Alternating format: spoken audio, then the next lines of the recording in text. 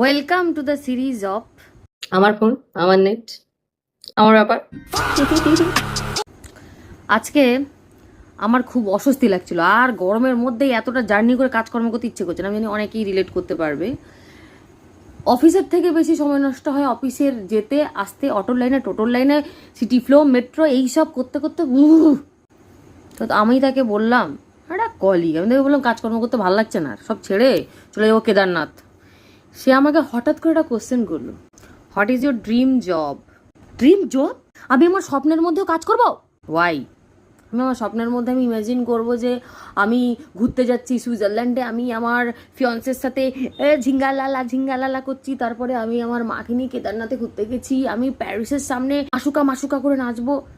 না, স্বপ্নের মধ্যেও নাকি আমি কিবোর্ড করব আর ইন্টারভিউ নেব, স্বপ্নের মধ্যে আমি কাজ করবো? ডিসকাস্টিং লোকজন সব, ধরো।